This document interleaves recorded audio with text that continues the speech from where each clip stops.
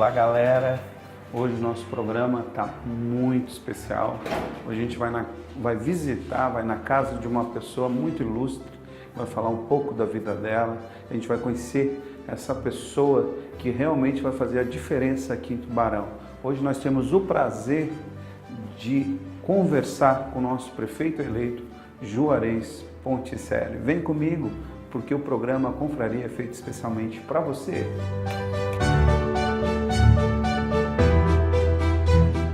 Prefeito, tudo bom? Bem-vindo, boa tarde. Vamos lá, galera, vamos saber um pouquinho da vida do nosso prefeito eleito, Juarez Ponticelli.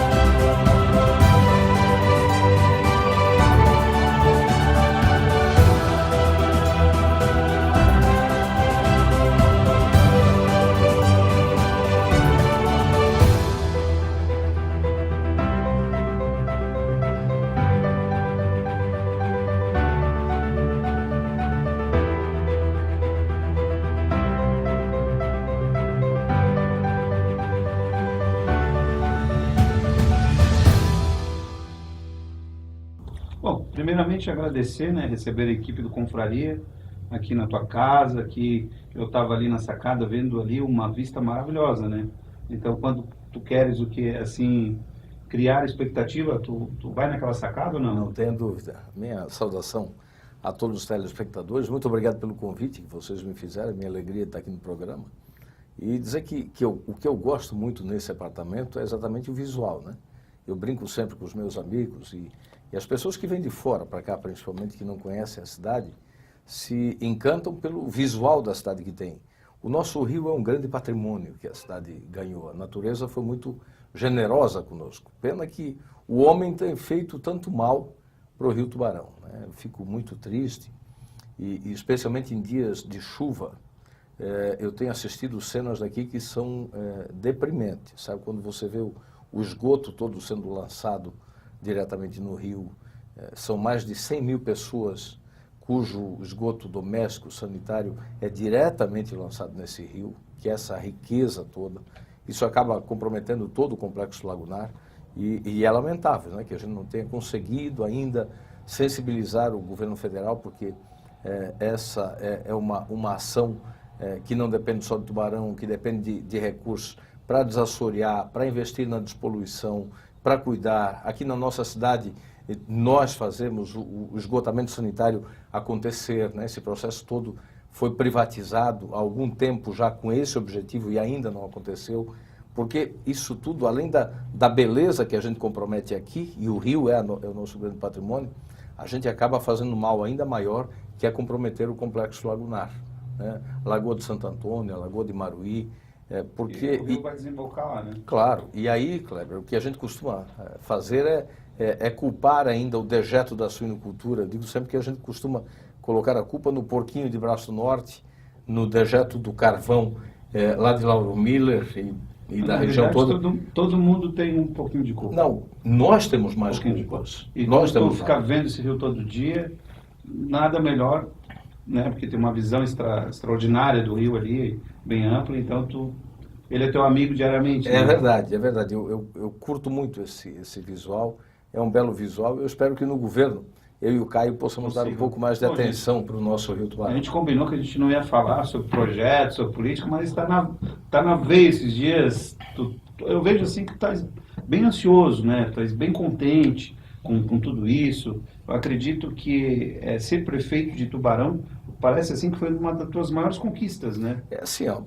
Eu já fui vereador e fui deputado estadual, fui deputado 4 vezes, presidente da Assembleia. Mas parece assim que ser prefeito está sendo, posso estar errado, mas parece que está tendo um gostinho especial. Até governador por 10 dias eu já fui, mas assim, ó, com todos os colegas deputados, principalmente que eu conversei muito antes de tomar a decisão, eu procurei conversar com aqueles que já foram prefeitos também.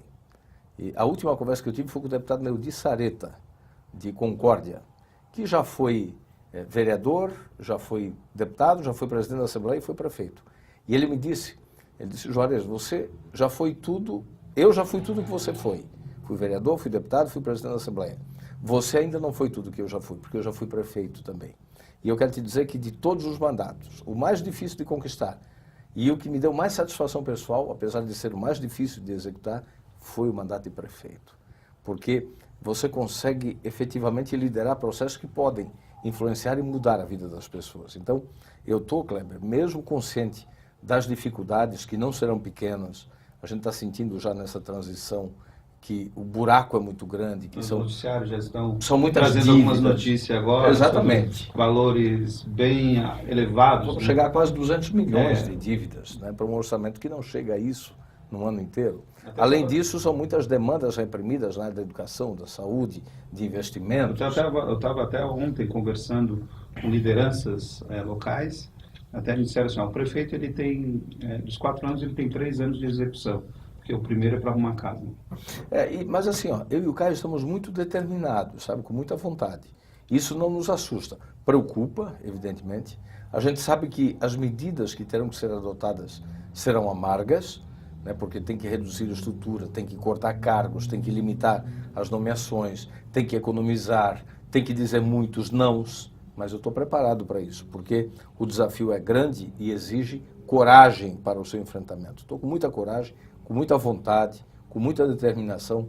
Depois de 16 de outubro, do evento da tempestade, a gente adicionou ainda mais problemas que vamos ter que enfrentar, mas estou muito determinado, muito confiante, com muita vontade de assumir para fazer a coisa acontecer. Bom, a gente trabalha aí com a comunicação, a gente vive com várias lideranças, tanto na área da educação, na área da saúde, enfim.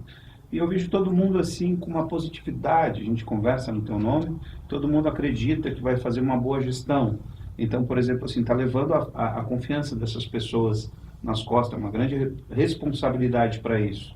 Isso é um peso forte, né? Isso aumenta a minha responsabilidade, né? Porque eu não sou milagreiro e nem tenho pretensão de ser, né? Só um faz milagres, só Deus pode operar milagres, né? E eu não tenho como operar nenhum milagre. Eu vou ter que me esforçar muito, trabalhar muito, ser muito determinado, ser muito transparente, ter muita solidariedade para a gente poder fazer o enfrentamento desses problemas.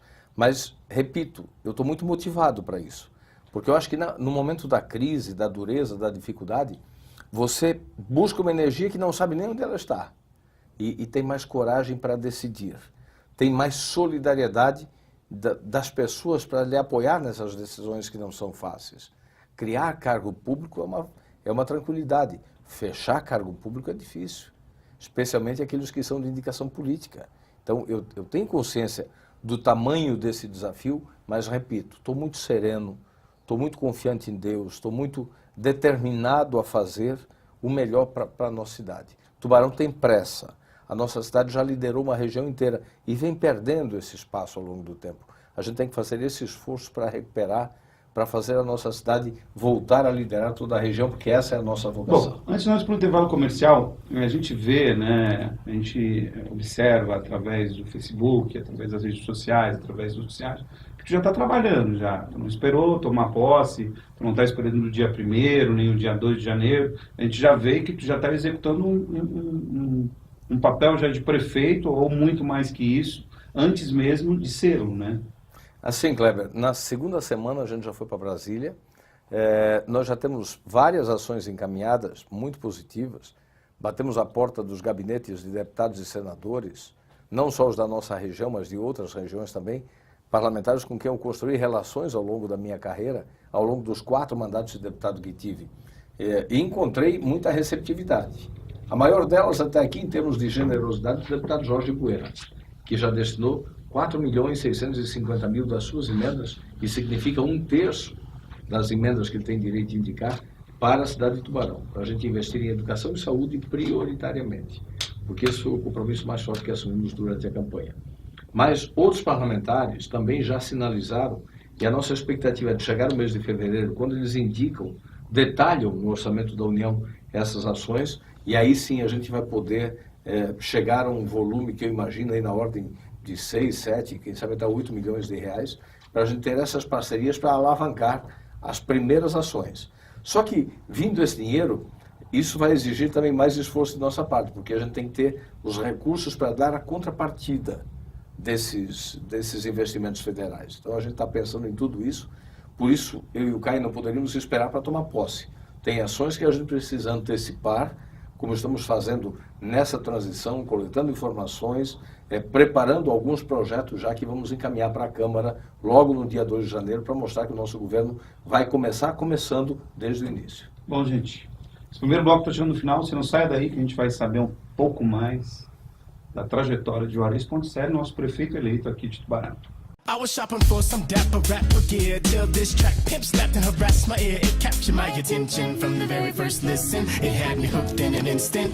It's all that I would sing when I sing a song, and I've been singing it all week long. I'ma find the artist, add him to my playlist, play this and continue to bang hits. So glad that I heard it on the radio, and it sounded something like this. Estamos de volta com o programa Confraria, sempre imenso prazer ter você aqui no nosso canal, programa Confraria Oficial no YouTube. E a gente está aqui no cantinho todo especial, no apartamento de Juarez Ponticelli. Juarez nasceu em Pouso Redondo. Isso.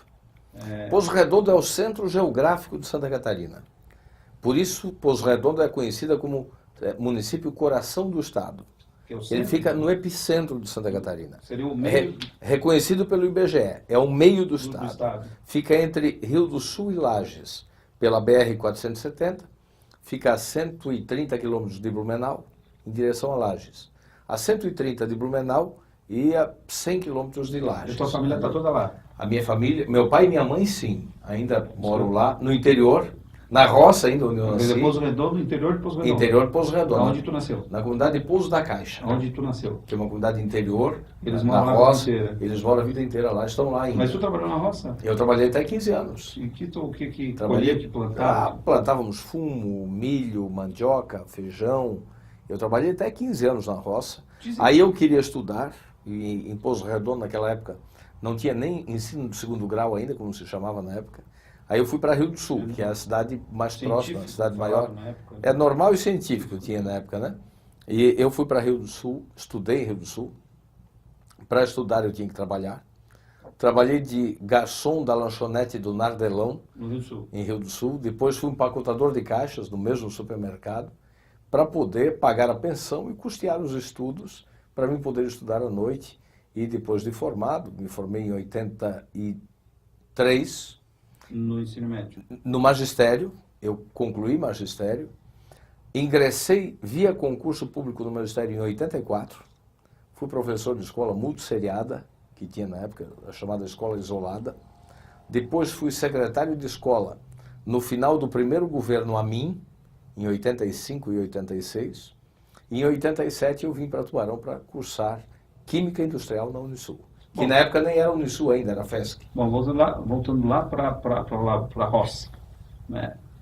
Dizem, né, que quem trabalha na roça começa a ver os sinais da natureza, certo? Começa a perceber, porque a gente não faz parte da natureza, a gente é a própria natureza. Exato, certo? Exato. Quando deu vento, tu percebeu que havia um vento, já que as pessoas dizem que as pessoas que trabalham na roça sabem ver uma nuvem, sabem ver isso, então teus pais são de lá. Quando se formou aquela nuvem, onde tu estava? Tu já previu pelos sinais da natureza? Kleber, naquele domingo eu tinha ido almoçar em Laguna. E cheguei em Tubarão de volta em torno de 4 horas da tarde, na hora que a tempestade estava se formando. E eu te confesso que eu sou um cara destemido. Eu temo muito a Deus. Fora disso, não tenho medo de enfrentar nenhuma adversidade. Mas naquele dia eu fiquei com medo do tempo. Intrigado. Eu fiquei com medo do que eu vi se formar. Eu vi aquele cenário, não sei se você viu aquele filme Twist, eu vi mais ou menos aquela fotografia daquele filme. Eu nunca vi o céu naquela tonalidade. Era um escuro assustador. E logo eu deixei o carro aqui próximo, no estacionamento aqui do lado do prédio, vim andando pela calçada. E fiquei muito assustado porque eu mal consegui chegar no prédio e aquele vento começou. já não tinha mais energia, já tive que subir os 9 andares escada. Pela escada, e vendo já aquela intensidade de vento que eu jamais tinha visto, a não ser na noite anterior. Não sei se você lembra, mas no sábado à noite, no dia 15 à noite, nós já tivemos um cenário assustador. Aqui nesse prédio mesmo, que tem muito, nesse meu apartamento, que tem muito vidro em volta, eu senti naquela noite um certo receio já, porque eu nunca, em todo o tempo que moro aqui, nunca tinha visto nada parecido. E daqui, eu inclusive postei naquela mesma noite algumas fotos que tirei aqui da minha sacada, das árvores caindo sobre a ponte de Eunêio Chaves Cabral. Eu fiquei realmente muito assustado naquele dia e quero te dizer que eu estou convencido de que a gente vai ter que aprender a conviver com isso. Infelizmente, Kleber, ao longo da história, o ser humano fez muito mal para o ambiente. Nós não cuidamos do ambiente, e eu falo isso de forma globalizada. No mundo inteiro, nós maltratamos muito o ambiente. E a natureza está respondendo. Está respondendo. É o que nós vamos ter que nos precaver daqui para frente. A ocorrência desses fenômenos, e você é um cara que lê, é um cara instruído, você sabe que todas as previsões são de que essas ocorrências, esses fenômenos, cheias, temporais, tsunami, terremoto, maremoto, tudo isso vai aumentar mundo afora. Pelo aquecimento global. E aqui também vai. Bom, por exemplo, assim, tocasse num assunto, acho que até as pessoas que estão nos assistindo, todo mundo vê, todo mundo fala, mas depois todo mundo se liga no automático e vive a sua vida como se nada tivesse acontecido.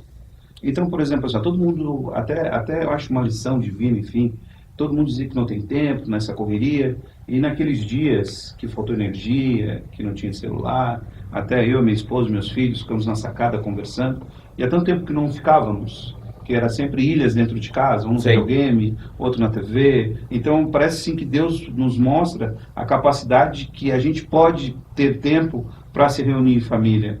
E também eu vejo assim que eu acredito que a gente tem que ensinar para os nossos filhos a viver uma vida mais simples. Porque às vezes a gente culpa os empresários, culpa a organização, mas o autoconsumismo também interfere nesse aquecimento global. Então acho que daqui para frente, se os nossos filhos não tiverem uma vida mais simples, não aprender a reciclar o lixo, talvez não tenha mais planeta para os nossos netos. É verdade, é verdade. É aquilo que a gente falava no outro bloco sobre o Rio Tubarão, sobre o Complexo Lagunar. Olha o mal que a gente vai fazendo. Eu caminho sempre que posso na Beira-Rio. Na semana passada, e eu sempre inverto a caminhada para mim ter sempre um ângulo diferente da observação. Eu te convido, eu te desafio a prestar atenção, quando você caminhar na Beira-Rio, a quantidade de lixo. Não, já percebi. A quantidade de lixo já percebi. Que é lançada nas margens desse rio, em toda a sua extensão, é um negócio assustador. Mas eu vou te dizer uma coisa também, tá? Eu vou salientar, já que a gente está na frente do prefeito eleito. Esses dias eu fiquei sem carro e minha mãe mora perto do Farol Shopping. Eu fui a pé e daí eu disse, não, eu vou pela ponte de Arame. Só que dali do Mirante até a ponte de Arame tinha uma lixeira. É verdade. Uma lixeira. É então, verdade. eu não estou só, assim, lógico que nós temos que fazer a nossa parte, né? Não colocar lixo na natureza, mas também se a gente analisar como tu caminha, não tem poucas lixeiras à beira-rio. Eu acho que também, através da iniciativa pública, ou também da privada, que pode apadrinhar esse tipo de coisa, eu acho que não só os políticos têm que fazer, nós também temos que se reunir para ser feito. A gente reclama, mas quem mora somos nós. Primeiro que esse é um processo cultural. Nós vamos ter que mudar a cultura das pessoas, habituar as pessoas a cuidarem. As pessoas precisam ter consciência de que aquilo que é público é de todos nós. A consciência hoje é invertida, de que o que é público não é de ninguém. Não, é meu, é nosso. É verdade que não tem lixeiras, mas também é verdade quando a prefeitura coloca, tem que repor várias vezes porque vândalos ainda as destrói. Mas a gente tem que insistir, penalizar, se pegar alguém depredando, até conscientizar as pessoas abraçarem aquilo, cuidarem daquilo. E até Eu já fiz várias... cuidar, né, do seu patrimônio, né? Porque eu posso também reprimir uma pessoa que está fazendo mal ao patrimônio público. Claro, é essa cultura que a gente tem que incutir, de convocar, de conclamar as pessoas para nos ajudarem a cuidar. Porque se é público é meu, cada um é dono de um pedacinho. Eu também já fiz caminhadas da minha garrafa d'água secar e eu ter que andar e não encontrar uma lixeira e trazer para casa para depositar no meu lixo. É verdade o que você diz. Mas também é verdade que tem fogão velho lançado na margem do rio, que tem móveis velhos, que tem sofá, que tem caixas de isopor, que tem caixa de papelão. Isso não é coisa de quem está andando, fazendo uma caminhada normal. Quer se desfazer e jogar. Isso é gente que vem de algum lugar depositar esse lixo ali. Né? Bom, então, essas coisas a gente também vai ter que fazer um esforço para convencer as pessoas de que isso ali é de todos nós. Não é só o poder público. Não, é com certeza. todos nós que temos que mudar hábitos, comportamentos para cuidar porque disso que é de todos nós. Como diz o filósofo, o ser humano ele tem a propensão para criticar e reclamar e nunca fazer. É verdade. Então é sempre aquilo, a gente aponta o dedo, mas tem 3 voltados para nós. É verdade, é isso mesmo. Então sempre acontece isso. Mas a gente vai para um breve intervalo comercial, se não sai daí que a gente volta já já com mais Juarez Ponticelli.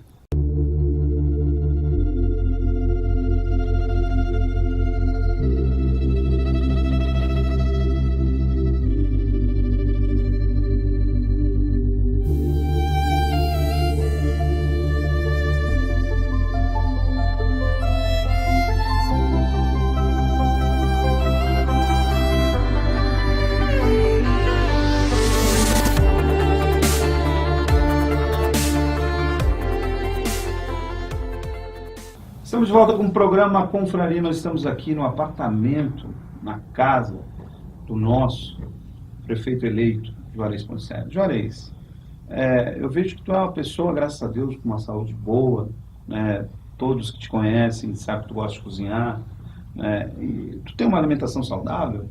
Olha, na campanha ela não fica tão saudável assim, né? Porque ela fica muito desregrada na campanha, né? Nós chegamos a fazer agendas, eu cheguei a agenda de 20 horas por dia. E completamente desregrada. Dorme muito tarde, e acorda muito cedo, não tem horário para almoçar, não tem tempo para almoçar, para fazer uma boa digestão. Tudo muito corrido, como muita porcaria também. Mas tirando a campanha? Como de qualquer jeito.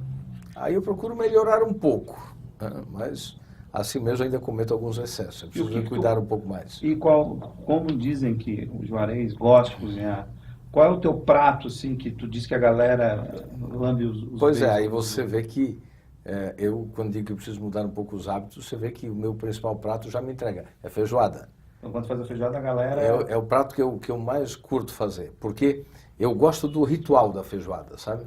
Eu começo sempre na véspera. Eu faço, quando vou servir a feijoada no sábado, eu começo na sexta-feira à noite. Primeiro porque eu fervo todos os ingredientes, né? Exatamente para tirar o excesso da gordura. E dá trabalho.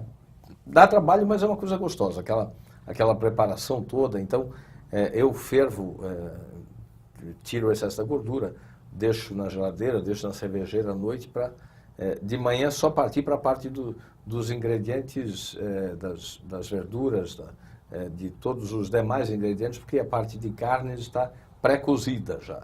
Aí é só cozinhar o feijão com todos os demais ingredientes e lá pela 1h da tarde já dá para começar a servir. E a última que eu fiz na praia, começamos 10 da manhã e terminamos 10 da noite. E para ti, passaram 120 pessoas. Terapia eu gosto, é a minha terapia. É um desestresse. É a minha terapia. Eu gosto muito do fogão por isso. Bom, então para quem faz feijoada faz quase tudo, né? Faz quase tudo, né? Nada, eu me viro nos outros pratos também. E quando tu quer se desligar, que eu acredito que é difícil, né? Enquanto a gente armava aqui o cenário, estava em ligações o tempo todo. Mas tem momento que tem que se desligar. O que tu faz nas horas de lazer? Eu gosto muito de ficar sozinho. Gosto muito de ficar sozinho para refletir, para ler, para estudar, para pensar. Eu tenho um apartamento em Floripa, né? Mantenho um apartamento lá, na Praia dos Açores, e aquele é o meu refúgio. Então, sempre que posso, agora cada vez posso menos, né? tenho cada vez menos oportunidade, mas Vais lá eu para gosto fazer de uma reflexão, me refugiar para fazer uma reflexão estudar, interna, para pensar, refletir, ver os para acertos, preparar erros, as coisas. acertos, entrar, fazer uma viagem interna. É verdade, gosto muito disso. O que te deixa feliz? Olha, poder realizar, fazer o bem, poder ser resposta positiva. Eu tenho 20 anos de vida pública e gosto disso, gosto do que faço, sou apaixonado pelo que faço. Não tem nada mais frustrante do que você não conseguir dizer o sim que a pessoa espera. Eu vou inverter a pergunta. O que mais me angustia, não ser a resposta positiva. O que mais me alegra, poder atender. Especialmente quando aparecem demandas na área da saúde. Essas são as que mais angustiam quando a gente não consegue resolver. Tu acha que a educação que tu teve dos teus pais influenciou na tua vida política? Com certeza, com certeza. Meu pai e minha mãe são dois homens semi-alfabetizados. Mas te deram valores. Eles têm o primeiro grau incompleto. Mas te deram valores. Mas me deram, para mim e para os meus 3 irmãos, os grandes valores de vida. Especialmente a honestidade, a transparência, a verdade, a tratar as pessoas com respeito, a fazer o bem na medida que você pode para os outros. Ser generoso, ser solidário. Essa é a síntese do que eles nos passaram, com toda a humildade deles. Claro que nem usavam esses termos, porque eles nem os conheciam. Mas essa é a essência do ensinamento. Eles são um casal de pessoas muito simples, extremamente humildes, mas de coração gigante, que só fazem o bem para as pessoas, se não pode fazer o bem, também não fazem mal para ninguém, que se doam, que participam da comunidade, que se envolvem, que celebram a família. Então, esse foi o grande valor. Deixado para ti. Esse foi o grande valor que eles passam até hoje para mim, para os meus irmãos, para o meu filho, para os meus sobrinhos, enfim, para a nossa família. Quais são os teus medos? De frustrar as pessoas, de não ser a resposta que as pessoas esperam. Especialmente agora, nesse que será o maior desafio da minha vida pública. O exercício do mandato de prefeito será o maior desafio que eu vou enfrentar. Por quê? Porque no mandato parlamentar, você não tem o poder da decisão sozinho. Você não é o dono da caneta. Você não decide solitariamente. Está no legislativo, né? Você tem que compor com um grupo que tem que ser majoritário para aprovar uma lei que o executivo vai executá-la ou não. Então você não tem o compromisso de fazer. No executivo, como eu vou assumir agora, não.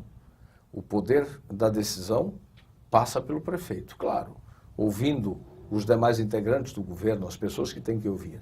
Mas a palavra final é a dele, né? É ele que pode decidir aquilo que vai, de fato, influenciar na vida das pessoas. Ele tem que decidir corretamente. A minha preocupação é de não ter essa resposta que as pessoas esperam, de não ser essa resposta. Porque as dificuldades que a administração pública vai enfrentar daqui para frente serão maiores ainda. Então, eu vou ter que fazer um esforço cada vez maior durante o governo, com toda a equipe, e exigir isso da equipe, para poder ser a resposta positiva. E eu espero que tenha a felicidade de fazer isso acontecer. Além dos teus pais, quais foram as referências, sendo elas políticas ou não, que te transformaram na pessoa que tu é? Olha, na vida pública, eu aprendi muito com a Ademar Guise, dos políticos de referência estadual e nacional. Ele foi um homem público de quase 50 anos de atividade, que nunca envergonhou ninguém. E aqui no município de Tubarão, o professor Zé Santos. Foi uma pessoa com quem eu tive uma convivência muito próxima. Ele me acolheu há 29 anos atrás, junto com a sua família, quando eu cheguei aqui. E encontrei nele não só um colega de trabalho, não só um colega partidário, mas um amigo, uma família, uma pessoa com quem eu tive uma convivência quase que filial, muito respeitosa. E nesses 4 anos já que ele nos deixou, eu sinto muita falta. 4 não, foi na minha eleição de deputado ainda, 6 anos já que ele não convive mais conosco. Eu sinto muita falta dele. E agora, para a gente encerrar, o que é a vida? A vida é a oportunidade de você servir as pessoas, de você marcar fazendo bem, não sendo só um peso sobre a terra. Você tem que fazer a diferença. Você tem que, em qualquer atividade, na política, no profissionalismo liberal, na medicina, na odontologia, no clero, em qualquer atividade, você tem que ser o diferencial. Você tem que ser a referência. Você tem que justificar a existência fazendo o diferencial. Agregando, reunindo, vivendo a coletividade, buscando a construção dessa paz coletiva. O mundo precisa muito disso. Se as pessoas, cada um fizer a sua parte, se cada um der a sua contribuição, nós vamos construir e disseminar cada vez mais a cultura da paz. O mundo precisa disso.